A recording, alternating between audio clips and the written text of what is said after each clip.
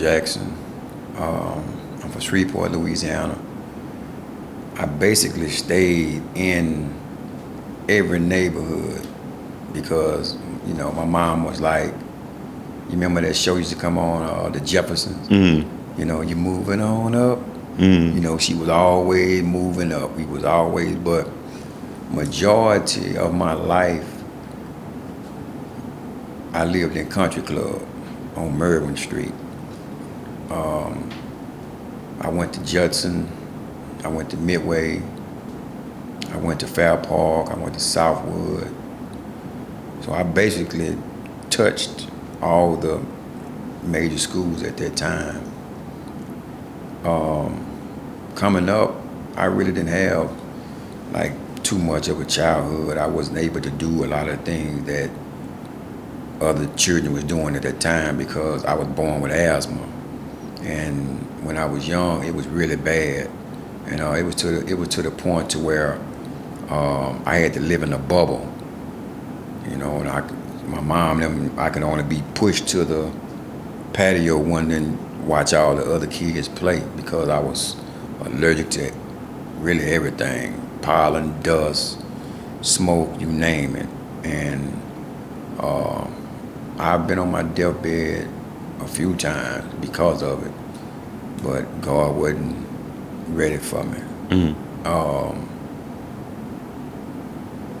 Coming up then, it was like our neighborhood was like that village, everybody on the street chastised you. Your mama didn't have to chastise you when she came home because everybody on the street did it. I came from a good family. I just made a lot of, bad decisions, wrong choices by not listening, because when it got to the point that I no longer had to live in that bubble, I just kind of ran wild, because it was just like you keep a lion caged up for a long time, all he can do is look through the bars. It's just like being in prison. When you let him out, what are you gonna do? He gonna run till he can't run no more. He's trying to catch up, but you can't catch up. You just gotta take it one day at a time. Yes, sir. Yes, sir. The second question is, what did racism look like back then, and when did you begin to see how race was an issue in your eyes? Race back then is basically just like it is now. You can't take nothing from it. You can't add nothing to it. But I started experiencing it when my mom, she taught school for 25 and a half years, but she always kept a second job. And she was always doing what needed to be done.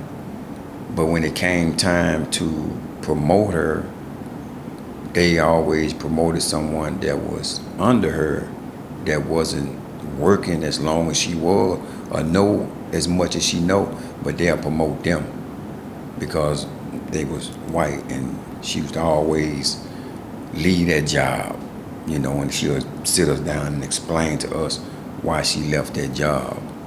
So basically, she was teaching us what we needed to be taught, the things that we didn't see and what to look out for. A lot of the things that was coming on television at that time that was like #1 shows, the Dukes of Hazzard, Archie Bunker, the Rifleman, all them old type of shows there.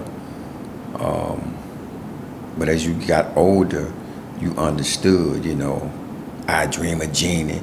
How we used to run as black kids to see those shows, to watch those shows. But like I said, as you got older, you realize, you seen the racism now. Now I understand. I got that. I you actually really got that? Yeah, I got it. Because I sit down, I watch those shows now. Because there are television broadcaster systems that are giving us access to watch those shows now. So to sit back and watch those shows now, it does kind of tip you a little bit that, okay, this is literally how the world worked. And having to sit back and swallow it, just really swallow it, like they would say some very disrespectful stuff. And then what else did you pay attention to? Um, I'm gonna show you. it was more the comic value. The comic value leaned more towards not the heavy hitting stuff, but just the light stuff. It was more it would be light when they would go at each other. It would be heavy when it was a real issue on the table. That's when they would push the most comic value in those heavy hitting episodes. And even with what you were saying with Archie Bunker, when they brought George Sherman over there to come on and he played his part in it, to see these two total diverse people, a white man and a black man, both playing the same role and having to be disrespectful to a race. It made me look at the world now at 2022 and say, this is what we had to endure just for us to be on TV. Yeah. So it definitely showed that race was always going to be a factor. Even then, it just tied it together now for me. But I want you to go back and I want you to realize and pay attention to back then, every time you seen a black person that was an actor, they was either a maid or a butler. Yes. Yes. Definitely. That was definitely something that stood out. Yeah. That was on the Jeffersons. That was one of the main things because they were black, rich people who had a black maid. Yeah. And it's like they could have hired anybody. Yeah. They could have hired anybody. They wanted someone black to be their actual maid because they related to that actual maid versus having someone of a different race or ethnicity in their home, which made sense. But I guess with the world that we live in, we didn't want to be so PC then that we just stuck to what felt good and what sold. Right.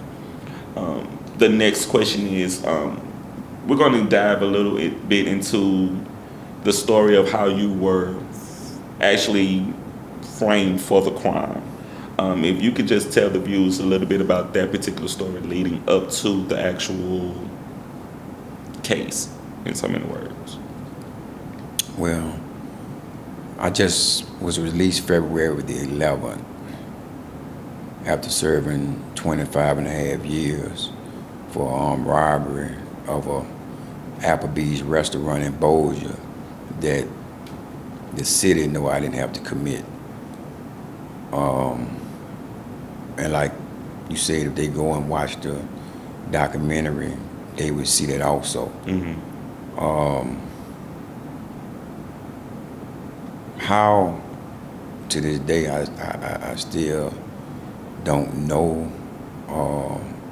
but I was implicated. In other words, like used as a pawn to stop them from going to prison, because I'm not perfect. At that time, I was off into a lot of things back then. But like I said, nobody's perfect, and we all make bad decisions. But to go to prison for 25 and a half years for something that you didn't do, that really opens your mind and I mean, to a whole different world, a whole different outlook on life. You know, you stop accepting life.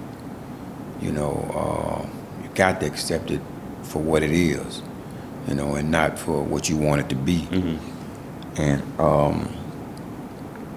I was found guilty in 1997. My jury came back 10-2.